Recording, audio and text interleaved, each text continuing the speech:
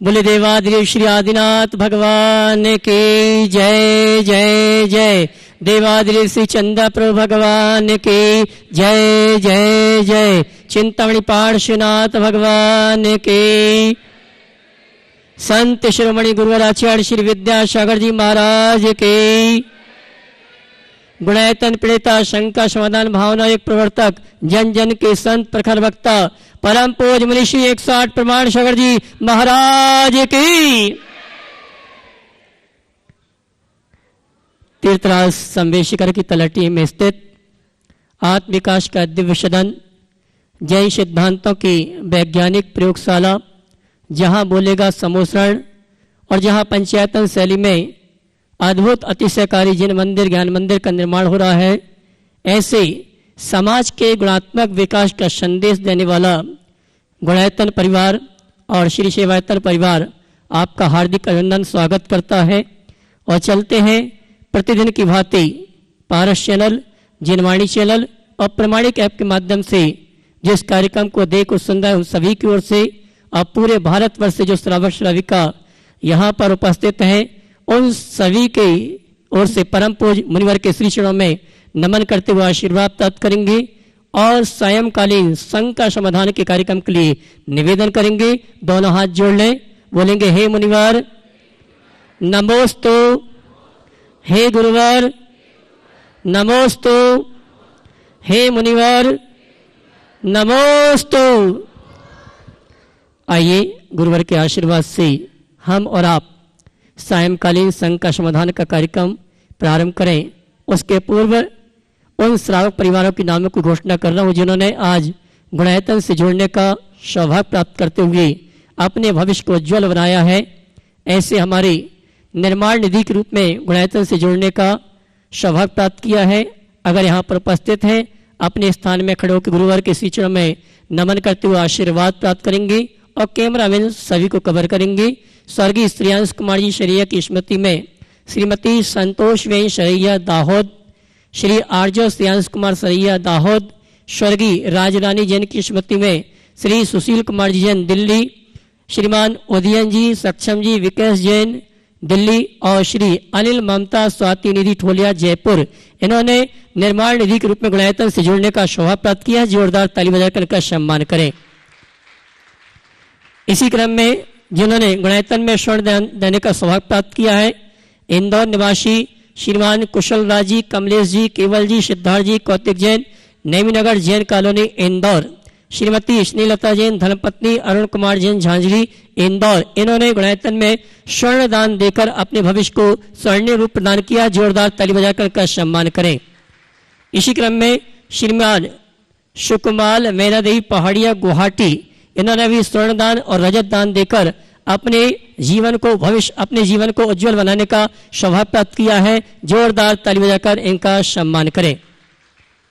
इसी क्रम में सूत्रधार के रूप में निर्माण मित्र से सूत्रधार के रूप में जुड़ने का जिन्होंने अवसर प्राप्त किया है, श्रीमती इचराबाई कंकारिया धर्मपत्नी स्वर्गीय हनुमान वल कंकारिया, श्री महेश कुमार कंकारिया रायपुर, अगर उपस्थित हैं तो मैं चाहूंगा मंच पे आके परम पूज मुनिवर के श्री चरण में नमन करते हुए गुरु वंदना का सौभाग्य प्राप्त करें और जोरदार ताली बजाकर उनका सम्मान करें आप। इसी क्रम में निर्माण मित्र के रूप में जिन्होंने जुड़ने का सौभाग्य प्राप्त किया यहाँ पर उपस्थित है, मैं सम्मान से आमंत्रित करूंगा श्रीमान प्रमोद कुमार जी, श्रीमती किरण जैन छावड़ा वारावंकी, यहाँ पर उपस्थित हैं। वे आए और परम पूज मुनिवर के श्री चरण में नमन करते हुए गुरु वंदना का सौभाग्य प्राप्त करेंगे और उनके सम्मान के लिए मैं आमंत्रित करूंगा हमारे गुणायतन के सीओ साहब श्रीमान सुभाष जी और श्रीमान कपूर चंद जी कोटा, ये दोनों आएंगे गुणायतन परिवार की ओर से हमारे सम्मानी श्रीमान प्रमोद कुमार जी, श्रीमती किरण जी छावड़ा वारावंकी, उनका सम्मान का कार्यक्रम संपन्न करेंगे और मैं चाहूंगा ऐसे परिवार के जोरदार ताली बजाकर इनका सम्मान करें।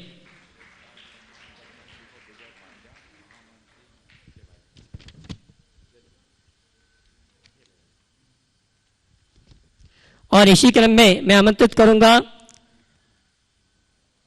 जिन्होंने सूत्रधार के रूप में गुणायतन से जुड़ने का अवसर प्राप्त किया है, श्री प्रमोद कुमार जी का सम्मान हमारे सुभाष जी कपूरचंद जी गुणायतन परिवार की ओर से संपन्न कर रहे हैं। इसी क्रम में सूत्रधार के रूप में जिन्होंने जुड़ने का अवसर प्राप्त किया, डॉक्टर सागर विलास पूर्वत, श्रीमती कुमुदनी विलास पूर्वत, करकंब शोलापुर हमारे बीच उपस्थित हैं। वे आएंगे और परम पूज्य मुनिवर के श्री चरण में नमन करते हुए गुरु वंदना का सौभाग्य प्राप्त करेंगे। और इनके सम्मान के लिए मैं आमंत्रित करूंगा हमारे सेवायतन के महामंत्री श्रीमान विजय कुमार जी पांड्या। वे आएंगे। हमारे सूत्रधार डॉक्टर सागर जी विलास पूर्वत शोलापुर, उनका गुणायतन परिवार की ओर से सम्मान का कार्यक्रम संपन्न करेंगे। और इसी क्रम में मैं आमंत्रित करूंगा उस जैन समाज के गौरव को जिन्होंने अपनी कल्पना से लगभग 1260 फिल्म बनाकर विश्व रिकॉर्ड बनाया है, और गुणायतन और मुनिश्री के जीवनचर्या पर जिन्होंने फिल्म बनाई आज हमारे बीच उपस्थित हैं। वह जिंदगी के चेयरमैन श्रीमान ललित कुमार जी सरावगी कोलकाता। वे आएंगे और परम पूज्य मुनिवर के श्री चरण में नमन करते हुए गुरु वंदना का सौभाग्य प्राप्त करेंगे। और इनके सम्मान के लिए मैं आवाज दूंगा गुणायतन परिवार की ओर से श्रीमान जी सुरेश जी, आशा जी, विनायका हजारीबाग। ये आएंगे। हमारे जैन समाज के गौरव चेयरमैन वह जिंदगी कलकत्ता निवासी श्रीमान ललित जी सरावगी का गुणायतन परिवार की ओर से सम्मान का कार्यक्रम संपन्न करेंगे। ये वो व्यक्तित्व हैं जिन्होंने लगभग 1200 शॉर्ट फिल्म बनाकर विश्व रिकॉर्ड बनाया है। ऐसे व्यक्तित्व के लिए जोरदार ताली बजाकर इनका सम्मान करें। और इसी क्रम में मैं आमंत्रित करूंगा हमारे राजस्थान किशनगढ़ से तिलक मार परिवार से गुणायतन ट्रस्टी राजीव जी, रिश्का जी गंगवाल। वे आएंगे और परम पूज्य मुनिवर के श्री चरण में नमन करते गुरु वंदना का सौभाग्य प्राप्त करेंगे। और उनके सम्मान के लिए मैं आमंत्रित करता हूं हमारे गुणायतन के कोषाध्यक्ष श्रीमान NL जैन साहब को। वे आएंगे। श्रीमान राजीव जी, रिश्का गंगवाल, तिलक मालगव परिवार किशनगढ़, उनका सम्मान का कार्यक्रम संपन्न करेंगे। और आप जोरदार ताली बजाकर इनका सम्मान करें। ताली तो बजाइए आप लोग। और इसी क्रम में अगले सम्मान के लिए मैं आमंत्रित करूंगा गुणायतन ट्रस्टी श्रीमान नरेंद्र जी जैन मेरठ हमारे बीच उपस्थित हैं। मैं चाहूंगा वे आए मंच पर, परम पूज्य मुनिवर के श्री चरण में नमन करते हुए गुरु वंदना का सौभाग्य प्राप्त करें। और उनके सम्मान के लिए मैं आमंत्रित करूंगा गुणायतन परिवार की ओर से गुणायतन ट्रस्टी श्रीमान निर्मल जी जैन आगरा। ये आएंगे। हमारे सम्मानी नरेंद्र जी मेरठ, उनका सम्मान का कार्यक्रम संपन्न करेंगे। और मैं चाहूंगा इनके सम्मान के लिए आप जोरदार ताली बजाकर इनका सम्मान करें। नरेंद्र जी हमारे बीच अनुपस्थित है, मैं चाहूंगा उनका ताली बजाकर उनका सम्मान करें। और आइए चलते हैं संघ का समाधान का कार्यक्रम हम और आप प्रारंभ करें। जिन्होंने ऑनलाइन शंका यहाँ पर भेजी है उनकी शंकाओं के माध्यम से आज के संघ का समाधान के कार्यक्रम को जी प्रारंभ करेंगे। श्रीमान नितिन जी जैन विनौली बागपत से आपके श्री चरण में नमन करते हुए प्रश्न कर रहे हैं। महाराज श्री, सरकारी नौकरियों में व्यक्ति 60 साल के बाद सेवा मुक्त कर दिया जाता है, लेकिन धर्म एक ऐसी नाव है, अगर आदमी इसमें बैठ जाए तो यह नाव उसे भाव पार करा देती है। तो मुनिवर, मेरी शंका यह है कि फिर भी लोग धर्म को महत्व न देकर नौकरी को अधिक महत्व क्यों देते हैं? इसलिए कि लोगों को महल दिखता, नींव नहीं दिखता। धन, पैसा, दुनियादारी, इनका महत्व दिखता है। जिस दिन धर्म का मूल्य और महत्व समझ में आ जाएगा, उनकी प्राथमिकता बदल जाएगी। उस तरफ देखना चाहिए और जीवन की जड़ को समझना चाहिए। अगला श्री जी जैन इंदौर से आपके श्री चरण में नमन करते हुए प्रश्न कर रहे हैं। मुनिवर, अपनों से बड़ों का नाम लेकर नहीं बुलाते हैं, जैसे मम्मी पापा, दादा दादी, और फिर भी भगवान सबसे बड़े हैं, फिर भी अपन नाम लेकर क्यों बोलते हैं? देखिए, बहुत अच्छी बात है, बहुत अच्छा सवाल किया है। अपनों से बड़ों का नाम प्राय नहीं लेते, संज्ञा की जगह सर्वनाम शब्दों का प्रयोग करना ज़्यादा उचित मानते हैं। भगवान का नाम क्यों लेते? देखो, औरों को हम लोग बुलाते हैं, पुकारते हैं, और भगवान को जपते हैं। जपने में एक अलग प्रकार का सम्मान का भाव है। इसलिए और किसी को बुलाओगे तो कर्म से फंसोगे, बंधोगे। अब भगवान को जपोगे तो कर्म काटोगे। नाम स्मरण और संबोधन दोनों अंतर है, दोनों में अंतर है। नाम स्मरण एक प्रकार का सुमिरन है, और जब हम परमात्मा का नाम लेते हैं तो उसमें हमारे हृदय में परमात्मा के प्रति और अधिक बहुमान का भाव आता है। आम जनों में हमसे बड़े हैं, एक लौकिक मर्यादा की दृष्टि से हम उनका सीधा नाम लेने की जगह हम परोक्ष रूप से उनका नाम पुकारते हैं, सर्वनाम का प्रयोग करते हैं। एक लोक व्यवहार है, पर ये केवल संबोधन है। भगवान से भी हम बार बार संज्ञा का प्रयोग नहीं करते। मंत्र जाप में भले कर ले, हे महावीर मुझे ये कर दो, ये कहते कि हे भगवान आप मुझे तार दो। हाँ, पहले वाला वाक्य कि बाद वाला वाक्य? तो जब हम किसी से सीधे नाम लेते हैं तो ऐसा लगता है वो हमारा, उससे हमारी हमजोली है।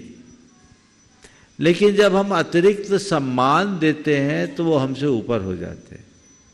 और स्वाभाविक तौर पर जिसके प्रति हमारी श्रद्धा और सम्मान होता है उसके लिए मुख से निकलने वाले शब्द में ही अंतर हो जाता है। एक ही शब्द अलग अलग लोगों के लिए प्रयोग किया जाए तो भाव अलग अलग हो जाते हैं। जैसे अपनी माँ को माता बोलते हैं, और वही माता शब्द का संबोधन माँ के समवयस्क किसी दूसरी महिला से करते हैं। क्या दोनों में एक भाव होता है? माँ को माता कहकर पुकारते समय और माँ के अलावा दूसरी स्त्री को माता कहकर पुकारते समय भाव में अंतर है ना? शब्द तो एक है, दोनों जगह माता। तो शब्द के प्रयोग भी अंदर के भावों से अपना अर्थ बदलते हैं। इसलिए जहां जैसा प्रसंग होता है उसके अनुरूप कार्य करना चाहिए। स्वतंत्र जी जैन छतरपुर से आपके श्री चरणों में नमन करते हुए प्रश्न कर रहे हैं। मुनिवर, अंतिम मरण तेरे दर पर हो, यदि कोई महिला मरण के सम्मुख है और यदि वो महिला उस दिन अशुद्धि में हो तो ऐसी स्थिति में भगवान के सामने समाधि मरण होना चाहिए या नहीं? समाधान करें। देखिए, मर्यादा कभी भी नहीं तोड़ना चाहिए। अशुद्धि अवस्था में तो पवित्र स्थानों में, मंदिरों में जाना ही नहीं चाहिए और इस पर बचना चाहिए, इससे पूरी तरह परहेज करना चाहिए। ऐसे में भावनात्मक रूप से भगवान का स्मरण करें, ये एक प्रकार का अंतराय है और कोई दूसरा रास्ता नहीं। और आइए चलते हैं यहाँ पर जो श्रावक श्राविका उपस्थित हैं उनकी शंकाओं के माध्यम से संघ का समाधान के कार्यक्रम को गति प्रदान करें। उसके पूर्व आप सभी के लिए सूचना है, आगामी 27 फरवरी से 7 मार्च तक अद्भुत, ऐतिहासिक, अकल्पनीय, मूल संस्कृत में निबद्ध बीजाक्षर मंडल रचना युक्त सिद्ध चक्र महामंडल विधान प्रारंभ होने जा रहा है। परम पूज मुनिवर का सानिध्य हमें प्राप्त होगा। ये एक ऐसा विधान है जिसमें परम पूज जब तक विधान संपन्न होता पूरा सानिध्य गुरुवर का हमें प्राप्त होता है। ऐसे महामंडल विधान में आप मंडल पुण्याजक के रूप में या सामान्य इंद्रनाड़ी के रूप में अपनी उपस्थिति के माध्यम से सिद्धों की आराधना तीर्थराज सिद्ध क्षेत्र में करने का सौभाग्य प्राप्त करना चाहते हैं तो एक मंडल के लिए राशि रखी गई है मात्र 3,11,000 रुपए की, जिसमें परिवार के 8 सदस्यों को बैठने की पात्रता होगी। इसके अंतर्गत भोजन व्यवस्था, आवास व्यवस्था, वस्त्र आदि और संपूर्ण व्यवस्था गुणायतन परिवार की ओर से की जाएगी। साथ ही सामान्य ईंधन दाने के लिए राशि रखी गई है मात्र 51,000 रुपए की। जो भी श्रावक श्राविका परिवार के साथ या इंडिविजुअल सामान्य ईंधन के रूप में इस महामंडल विधान में उपस्थिति दर्ज करा के सिद्धों की आराधना करने का सौभाग्य प्राप्त करना चाहते हैं, पारस चैनल, जिनवाणी चैनल और प्रमाणिक ऐप में जो नंबर चल रहे हैं उन नंबरों में संपर्क करके आप अपने मंडल को और सामान्य ईंधन के पद को आरक्षित कराकर आप इस अनुष्ठान को करने का सौभाग्य प्राप्त कर सकते हैं। आइए चलते हैं हम और आप यहाँ पर जो उपस्थित श्रावक श्राविका हैं उनकी शंकाओं के माध्यम से संघ का समाधान के कार्यक्रम को गति प्रदान करेंगे। और आइए सबसे पहले मैं आमंत्रित करूंगा श्रीमती सुमन जी काला गुवाहाटी, उसके बाद तैयार रहेंगी श्रीमती अर्पणा जैन जबलपुर।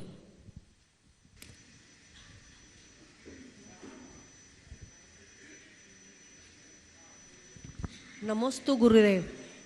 महाराज श्री, मेरा प्रश्न है, कलश तो हम लोग रोज देखते ही हैं, लेकिन शांति पूजा करते हुए भी बीच में चले जाते हैं। इसमें कलश में और शांति धारा में क्या फर्क है? देखिए, कलश तो कलश है ही, अभिषेक है भगवान का। शांति धारा की विशिष्ट महिमा है क्योंकि ये अभिषेक का और बृहद रूप है जो पूरे लोक के शांति की मंगल कामना से किया जाता है। तो इसलिए यदि शांति धारा करते हैं तो उसे अभिषेक का अंग मानकर जितनी देर शांति धारा हो, मन में शांति रखते हुए एक ही भावना भानी चाहिए कि सारे जग में शांति हो, सबका मंगल और कल्याण। लेडीज शांति धारा बोल सकती है क्या?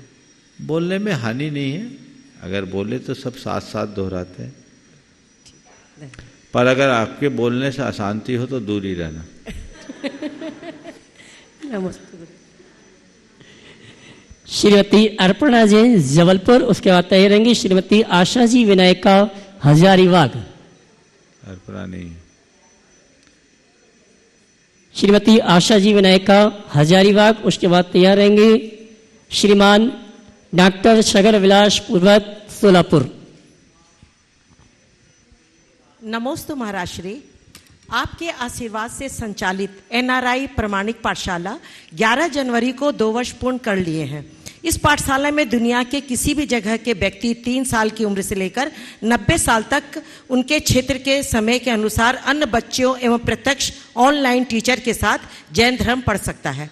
पाठशाला दूसरी वर्षगांठ मनाने के लिए एक शानदार संगीत समारोह का एवं प्रतिस्पर्धा में बच्चों के द्वारा प्रस्तुति, भजन, अर्घ, स्तोत्र इत्यादि गाए जाएंगे। इसमें हर बच्चा 8-10 कंठस्थ अद्वितीय स्तुति को प्रस्तुत करने के भाग लेने के कार्यक्रम 12 फरवरी को आयोजित किया गया है। इसका लिंक ऐप यूट्यूब, व्हाट्सएप पर उपलब्ध है। आपसे करबद्ध निवेदन है कि बच्चों को आशीर्वाद प्रदान कर अपना मनोबल बढ़ाने की कृपा करें। और महाराज श्री, आपसे एक प्रश्न भी है हमारा। ये तो निवेदन था कि प्रमाणिक पाठशाला चल रहा है, तो पहले प्रमाणिक की बात हो जाने दो, फिर अपनी बात करें। देखिए, प्रमाणिक पाठशाला बहुत अच्छा काम कर रही है। ये एक बहुत अच्छा उपक्रम है जो गुणायतन से संबद्ध लोगों के द्वारा संचालित है। भारतवर्ष में प्रमाणिक पाठशाला की अनेक शाखाएं चल रही है, अनेक लोग काम कर रहे हैं, पर नितिन शैफाली अजमेरा के नेतृत्व में NRI पाठशाला, जिसमें बहुत सारे भाई बहन, जिसमें हर उम्र के लोगों को 3 वर्ष से लेकर के 80 वर्ष के लोगों तक को ज्ञान प्राप्त हो रहा है। इनके लिए 2 वर्ष पूरे होने को है 12 तारीख को। मेरा सभी को आशीर्वाद है, ज्ञान पाएं, सद्बुद्धि पाएं, संस्कार पाएं और जीवन को आगे बढ़ाएं। जो भी लोग, चाहे बच्चे हों या बड़े, इसमें अपनी भागीदारी सुनिश्चित कर रहे हैं, इसे अपने जीवन की अमूल्य निधि बना करके, मान करके चले। तथा जो लोग अभी तक जुड़ नहीं पाए वो जुड़ने का प्रयास करें। जितने लोगों ने प्रमाणिक पाठशाला को संचालित करने में अपना योगदान दिया है, सभी को आशीर्वाद। सूत्रधार के रूप में डॉक्टर अपना सवाल कर लीजिए। महाराज श्री, ऐसा है कि हम स्वयं को तो पहचानते ही नहीं है, पहचानते भी हैं, स्वयं को पहचानते भी हैं और नहीं भी पहचानते, लेकिन दूसरे को ठीक पहचानने की कोशिश करते हैं। ऐसा क्यों करते हैं हम लोग? हम दूसरे को क्यों पहचानने की कोशिश करते हैं? वस्तुतः खुद की जिसे पहचान हो जाती है वो दूसरे को नहीं पहचानता। दूसरों को वही पहचानने की कोशिश करता है जो खुद से अनजान होता है। जिस दिन हम खुद को जान लेंगे ना तो सब अपने समान दिखने लगेगा। काश ऐसी आध्यात्मिक दृष्टि सबके अंदर प्रकट हो और हमारी बहिर्मुखता खत्म हो। लोगों की आदत बन गई है दूसरों के घर में झाड़ू लगाने की, अपने घर में झांकने की आदत नहीं है। और हम सबको पता है दूसरों के घरों में बुहारी लगाने वाले को क्या कहा जाता है। अपने घर का कचरा साफ करें। नमोस्तु महाराज। डॉक्टर शगर विलास पूर्वत सोलापुर, उसके बाद तैयार रहेंगे श्रीमान प्रमोद कुमार जी, किरण जी छाबड़ा, बाराबंकी।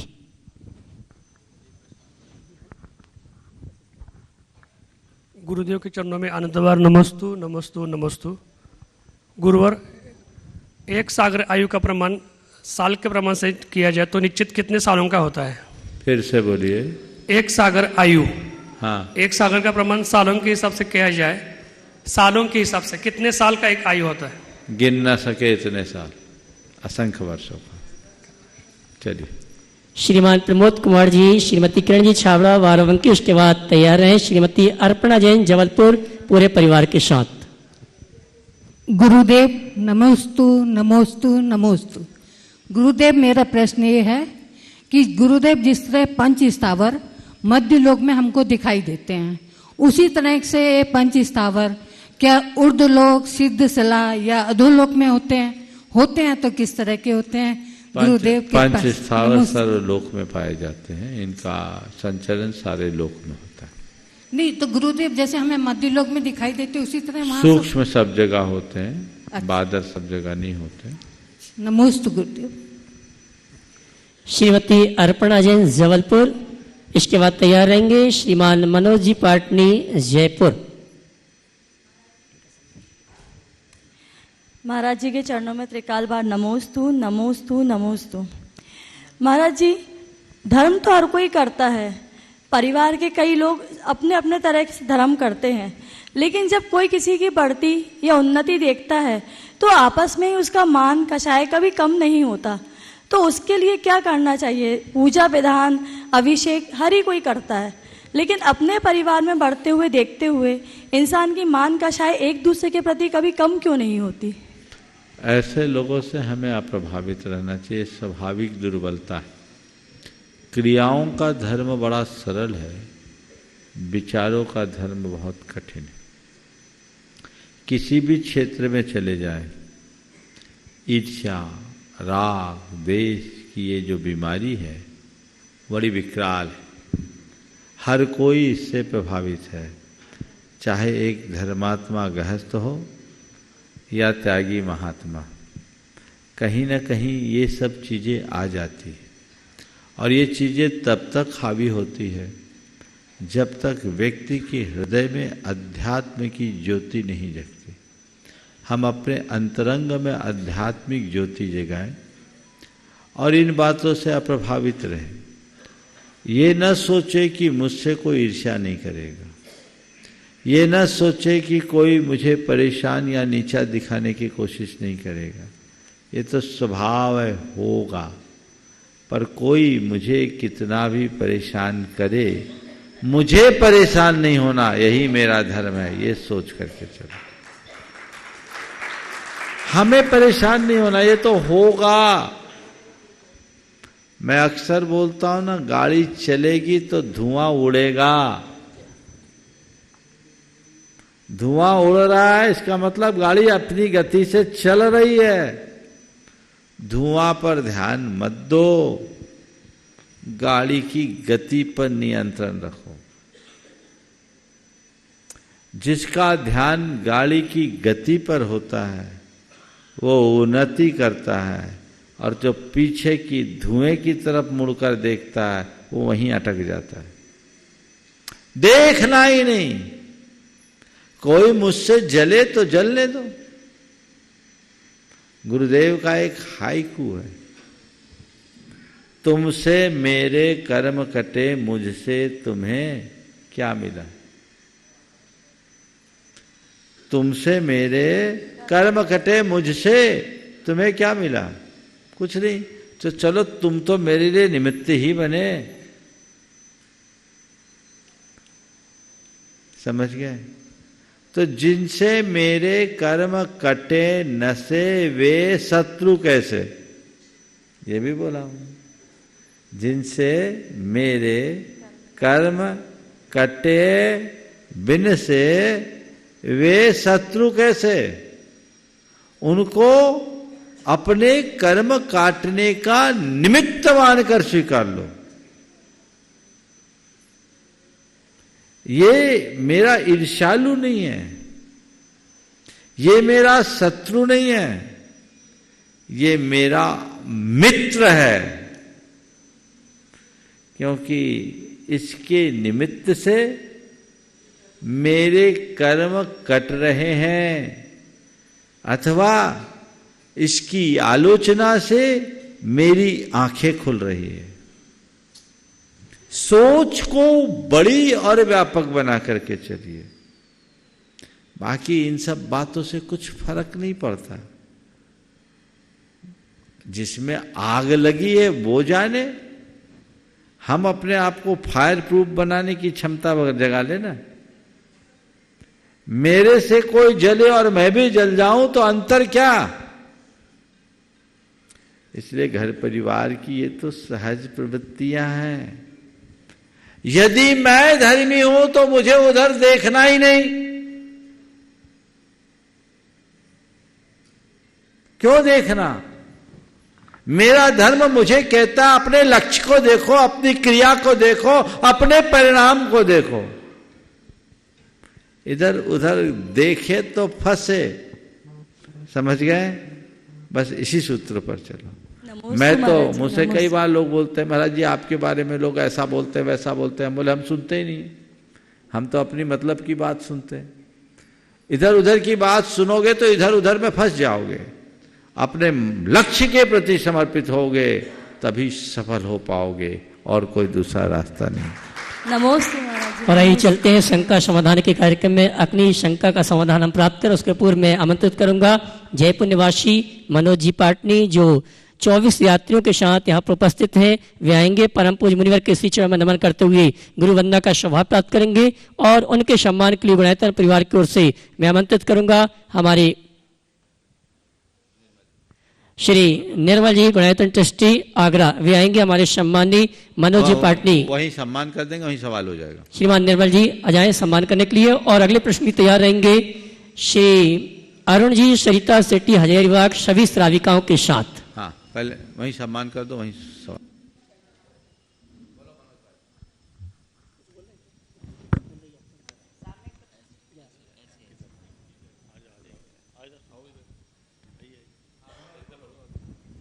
मनोज जी प्रश्न करें।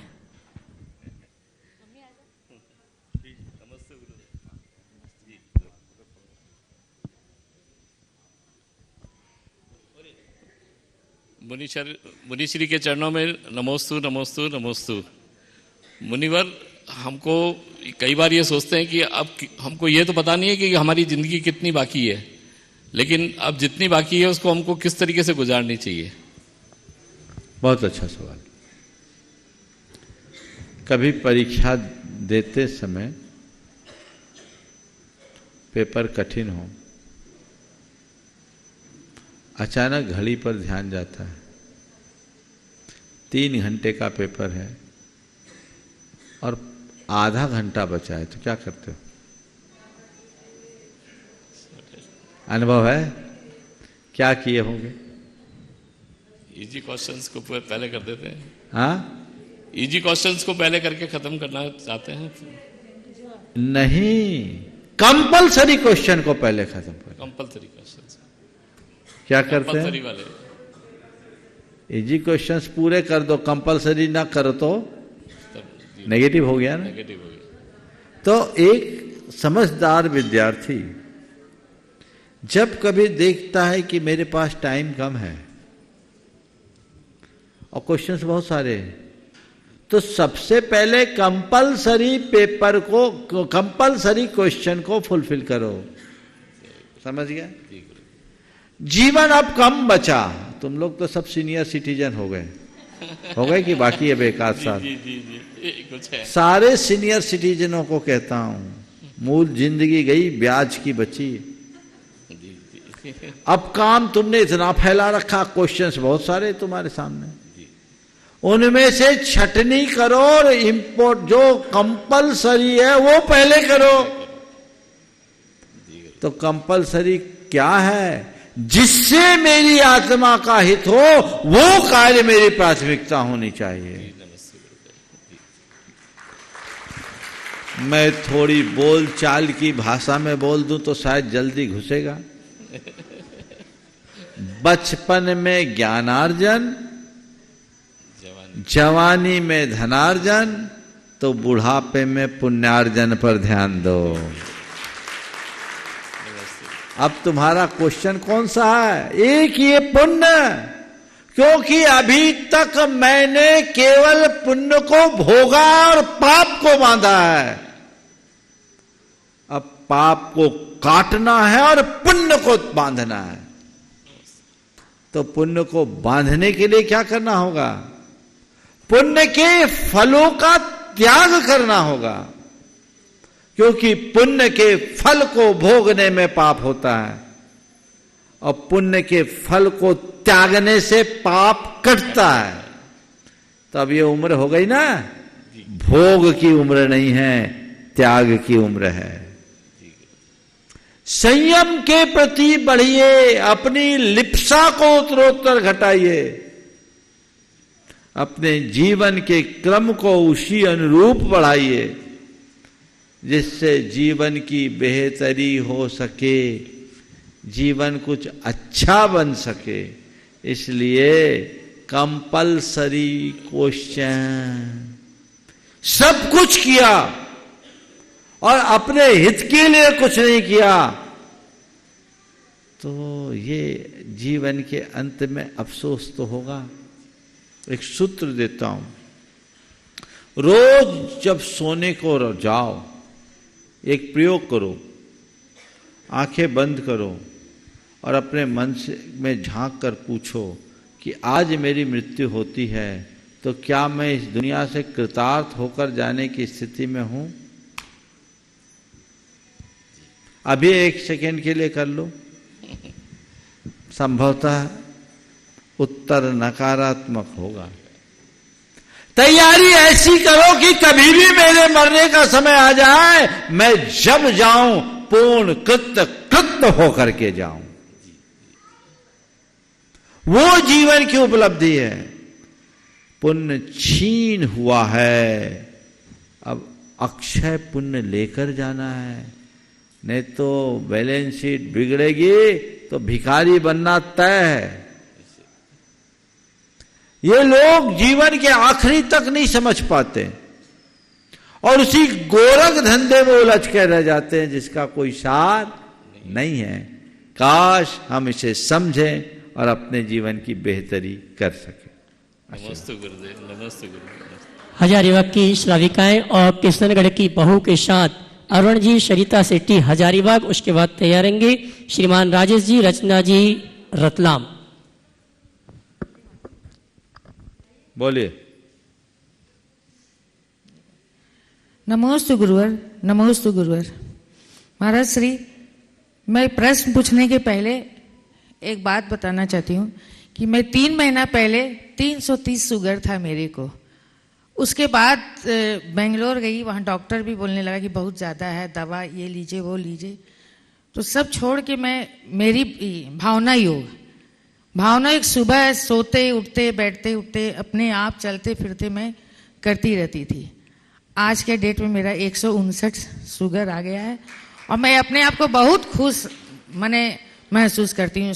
मैंने अपने आप को हल्का महसूस करती हूँ। वो तो तुम्हारी शकल बता रही। चलो बोलो। हाँ बढ़िया। और मेरा प्रश्न है महाराज जी कि विफलता के बाद हौसला रखना कठिन है। फिर से विफलता के बाद हाँ, हौसला रखना कठिन है, किंतु सफलता के बाद नम्रता रखना उससे भी अधिक कठिन है। उसको महाराज जी कैसे अपने आप को उस समय। बहुत अच्छा भाव प्रकट किया है। विफलता के बाद हौसला रखना कठिन है और सफलता के बाद नम्रता रखना कठिन है। पर मैं इस बात से पूरी तरह सहमत नहीं हूं। मैं ऐसे अनेक लोगों को जानता हूँ जो विफलता में हौसला रखते हुए जिए और अंततः सफलता में पहुँचे, सफलता तक पहुँचे। और बहुत से ऐसे लोगों को भी जानता हूँ, बल्कि ज़्यादातर ऐसे लोग जो अपने क्षेत्र में सफल और अति सफल व्यक्तियों की श्रेणी में गिने जाते हैं, विनम्रता की मूर्ति दिखते हैं। और मेरा नाम तो मानना यही है, सफल होने के लिए सकारात्मक होना जरूरी है, और जो सकारात्मक होगा वो विनम्र होगा ही। अल्पकालिक सफलता अभिमानी को मिल सकती है या वो सफलता का अभिमान कर सकता है, लेकिन दीर्घकालिक सफलता तो किसी नम्रता की मूर्ति को ही मिलती है। बहुत सारे लोग हैं, आप उनके जीवन के निकट जाकर देखेंगे तो महसूस करेंगे कि वैभव के शिखर पर बैठने के बाद भी वे विनम्रता की मूर्ति के रूप में दिखाई पड़ते हैं। एक प्रसंग मैं कहना चाहूँगा और वो आप सब लोगों के लिए बड़ी प्रेरणा बन सकती है। विश्वनाथ आनंद का नाम आप सब लोगों ने सुना होगा। विश्व की एक अलग विभूति के रूप में अपनी पहचान बनाने वाली ऐसी शख्सियत एक बार ट्रेन से यात्रा कर रहे, फर्स्ट क्लास में थे। एक बुजुर्ग दादाजी भी उसी कंपार्टमेंट में थे। बातचीत के दौरान उनने विश्वनाथ जी से पूछा, क्या करते हो बेटा, क्या करते हो? बोला, कुछ नहीं दादा, शतरंज खेलता हूँ। अब उन्होंने अपना उपदेश देना शुरू कर दिया, जैसा कि बुजुर्गों की आदत होती है। अरे बेटा, तेरा जैसा तेजस्वी युवा खेल कूद में कहाँ लगा है? अभी तेरी उम्र बिजनेस करने की है, तू अच्छा बिजनेस कर, कारोबार बढ़ा। बगैर किसी प्रकार की नकारात्मक प्रतिक्रिया के उनने शांत भाव से पूरी बात को धैर्यपूर्वक सुना और कहा, ठीक है बाबूजी, आपकी बात का ध्यान रखूंगा। जब उनका स्टेशन आ गया तो खुद होके उनका ब्रीफकेस गेट तक पहुंचाने गया। विश्वनाथ आनंद के साथ उनका एक परिचित व्यक्ति था जो उन्हें जानता था। उसने बोला, हद हो गई, ये व्यक्ति तुम्हें इतनी सारी बातें बोलता रहा, तुमने उसे टोका नहीं?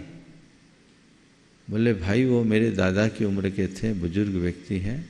बुजुर्गों की बात काटना हमारे संस्कारों के विरुद्ध है। बुजुर्गों की बात काटना हमारे संस्कारों के विरुद्ध है। तो उसने कहा, ठीक है, कम से कम जब वो जाने लगे तो तुम इतना भर कह देते मैं विश्वनाथ आनंद हूँ। बोले, नहीं, मुझे उचित नहीं लगा, क्योंकि यदि मैं ऐसा कहता तो उन्हें शर्मिंदगी महसूस होती, और मुझ जैसे युवा के पीछे कोई बुजुर्ग शर्मिंदा हो, ये मेरे संस्कार में नहीं। ये सफलता के साथ विनम्रता का उत्कृष्ट उदाहरण है। इसलिए विफलता में हौसला कठिन है और सफलता में नम्रता कठिन है, ये बात अधूरी है। जिसने जीवन को ठीक तरीके से समझा वो विफलता में हौसला रखेगा और सफलता में नम्रता रखेगा। और मंत्र बना लो अपने जीवन का, जीवन को आगे बढ़ाना है, हौसला भी रखो और नम्रता भी रखो, तभी जीवन खिल सकेगा, और कोई रास्ता। लेकिन महाराज जी, आज के डेट में 100 में 20% वो सब विफल है जिनको आप सफल मान रहे। जो फिसल गए वो सफल कहां? जो जीवन के मूल रो से ही भटक गए वो अपने आप को सफल मानते, यथार्थ में सफल नहीं है, फिसले हुए लोग हैं, उनको बहम है। जीवन के सत्य को जानने वाले लोग ऐसा नहीं करते। नमस्ते गुरुवर। श्रीमान राजेश जी, रचना जी रतलाम अपने पूरे परिवार के साथ उसके बाद तैयार रहेंगे हमारे सेवायतन के महामंत्री श्रीमान विजय कुमार जी पांड्या। गुरुदेव के चरणों में सत सत नमन। गुरुदेव, मेरी ये जिज्ञासा है कि परिग्रह को कितना कम करें, कि जिससे हम अपने जीवन यापन का अच्छा साधन आगे बढ़ा सकें। देखिए, परिग्रह को कितना कम करें, जितना कम करोगे उतना अच्छा होगा।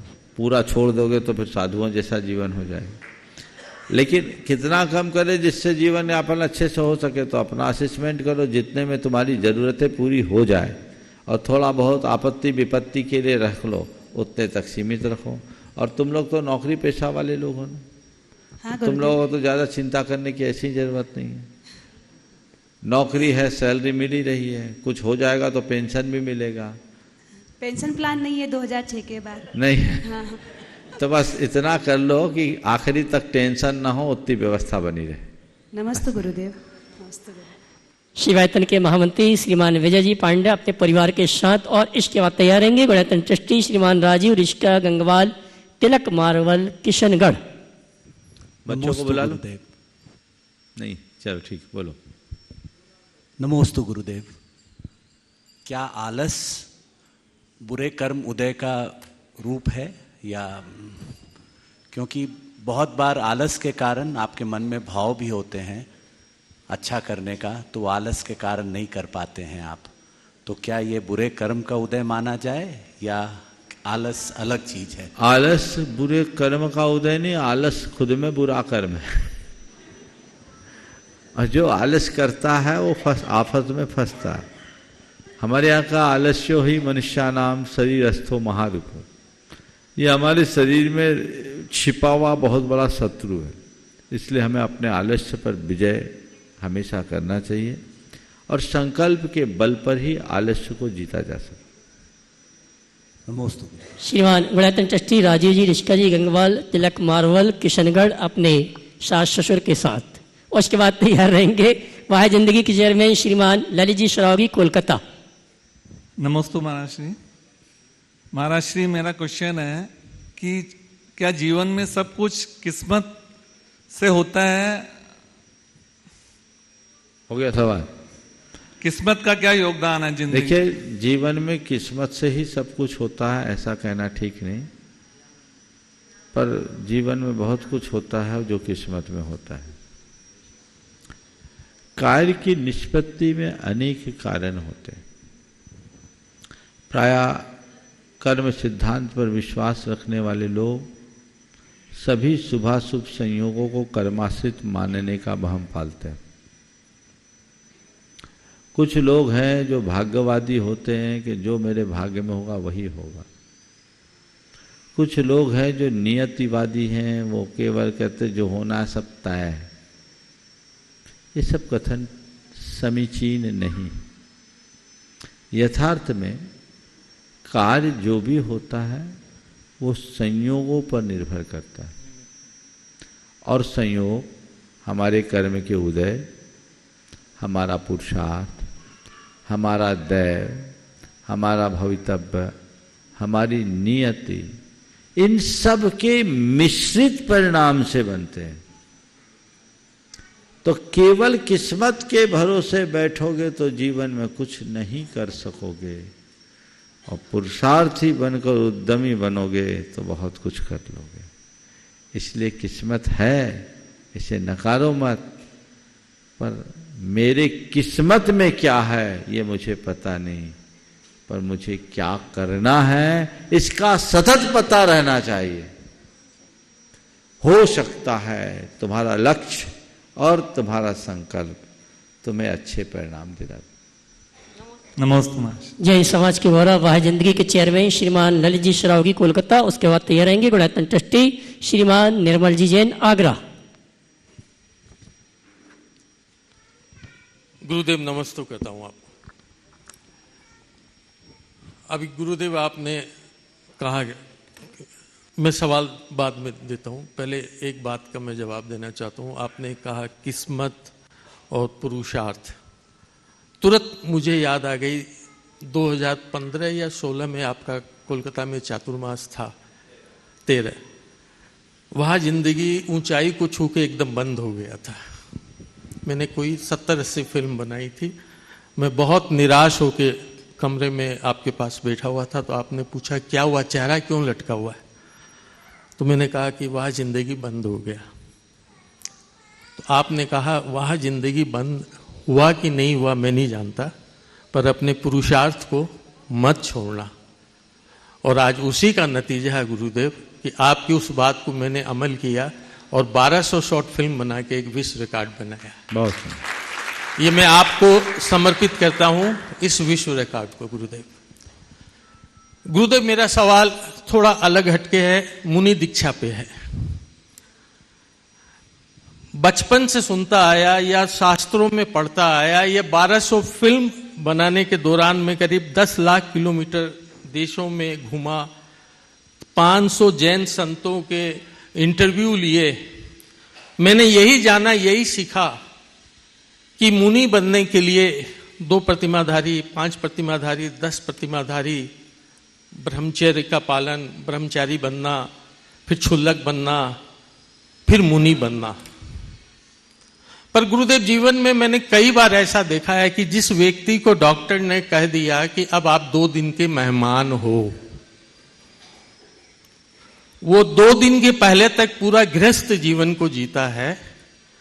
80 साल का है, बोलता है कि आप 2 दिन के मेहमान हो। वो किसी आचार्य के पास जाता है, उसे मुनि दीक्षा दे दी जाती है और उसका नाम, जैसे आपका प्रमाण सागर है, उसका नाम अजय सागर, विनय सागर, कोई भी सागर रख दिया जाता है।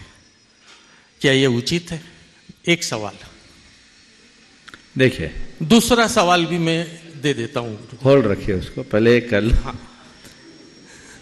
देखिए, इस विषय में मैंने अनेक बार अपना मंतव्य प्रकट किया है।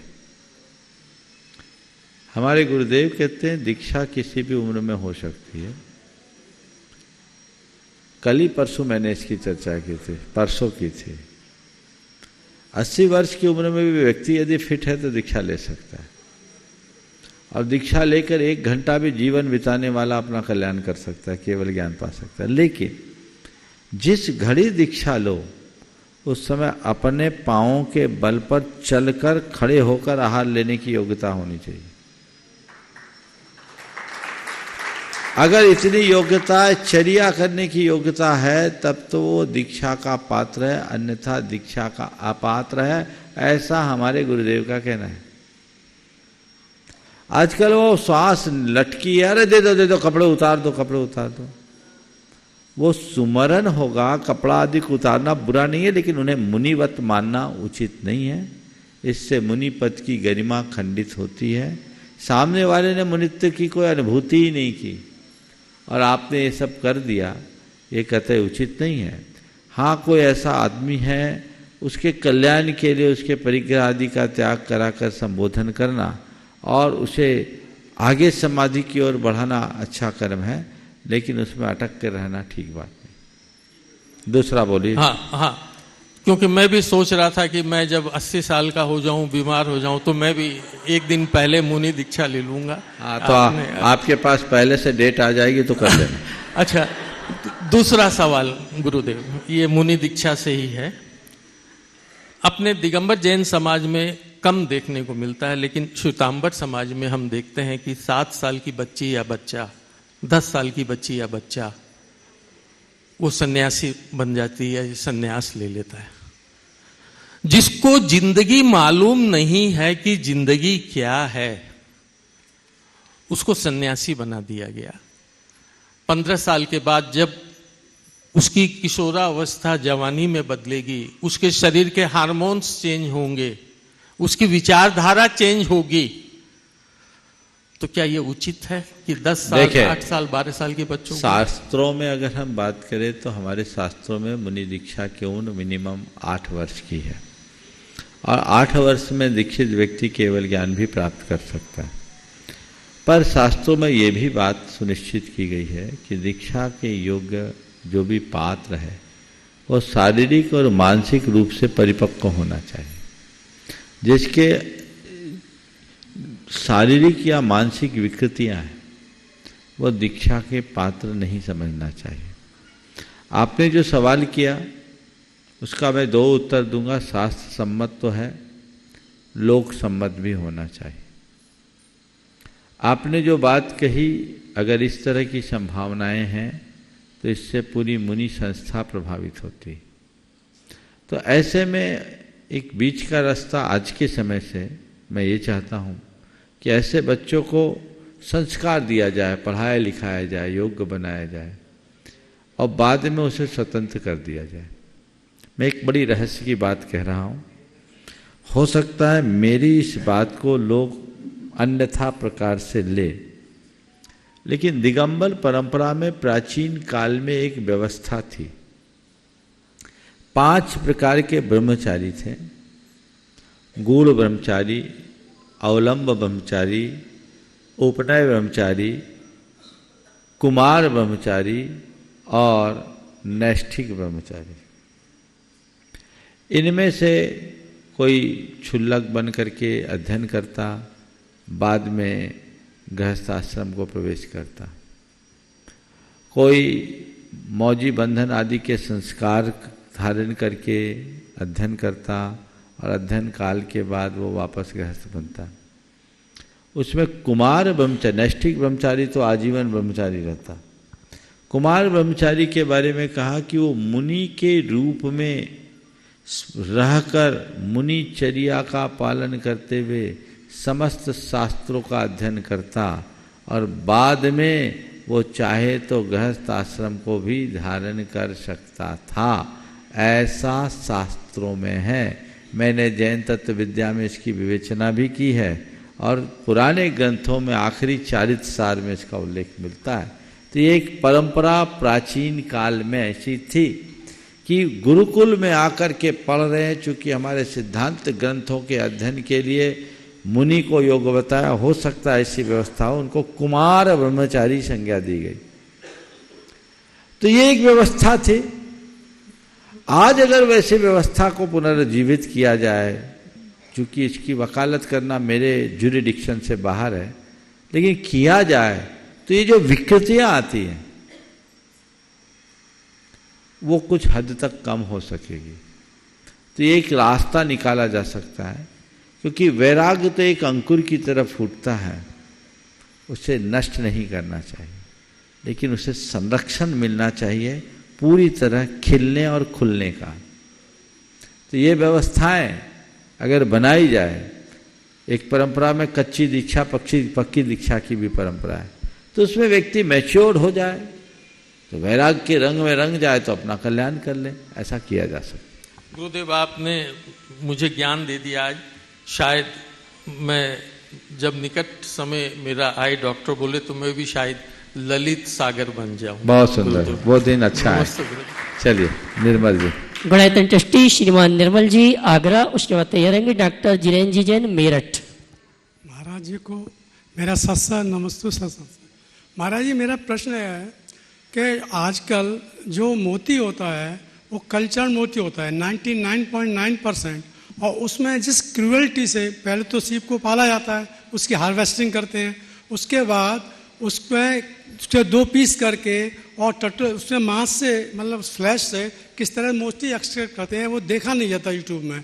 अच्छा, ऐसा इस केस में हम रेशम को लेते हैं तो रेशम के केस में इसी क्रूअल्टी नहीं है, तो क्या हम मोती के आभूषण या उसके माला मंदिर में फेर सकते हैं क्या, या आभूषण यूज कर सकते हैं क्या? जैसे क्रुएल्टी आप बता रहे हैं उस क्रुएल्टी में तो नहीं करना चाहिए। मैं यही कहूँगा, कृत्रिम मोती आते हैं वो प्रयोग में ले, नेचुरल मोती जैसा आप बोल रहे हैं अगर उसी पद्धति से होता है तो ये सोचना चाहिए। हालांकि प्राचीन काल में माणिक मोती का प्रयोग होता रहा, उस समय सीप नैसर्गिक रूप से जो सीप के अंदर से मोती मिलते थे वो था। कल्चर्ड में आप जो बता रहे हैं मैंने देखा नहीं किस तरह की क्रूरता है, पर मोती हो या हीरा अगर क्रूरता है तो हमारे लिए स्वीकार्य नहीं होना चाहिए। अरे कोई भी इसको बस आप वो यूट्यूब में देख रहे, मैंने सार में उत्तर दे दिया। डॉक्टर जिनेंद्र जी मेरठ। ओम नमोस्तु महाराज, नमोस्तु महाराज, नमोस्तु महाराज। जल्दी बोलिए महाराज जी। मेरा प्रश्न है समाधि मरण और संलेखना, इन दोनों में क्या अंतर है, और एक गृहस्थ के लिए जो सही तरीका क्या है दोनों के लिए, आपका सवाल ऐसे टाइम पे आया है जब गाड़ी छूटने वाली है। एक वाक्य में मैं उत्तर दे रहा हूँ। सामान्य रूप से समाधि मरण और संलेखना को एक माना जाता है, लेकिन मरण काल में क्षमता रखना समाधि मरण है और क्रम पूर्वक भोजन पानी का त्याग करते हुए काया और कषायों को कृष करके शरीर छोड़ना संलेखना है। संलेखना समाधि मरण है, पर शांति से मरण को सुमरण कह सकते हैं, ऐसा हमें समझना चाहिए। इस प्रकार आज के इस सत्र को परम पूज्य गुरुदेव के चरणों में नमन अर्पित करते हुए यहीं पर विराम। बोलिए परम पूज्य आचार्य गुरुवर श्री विद्यासागर जी। जय जय।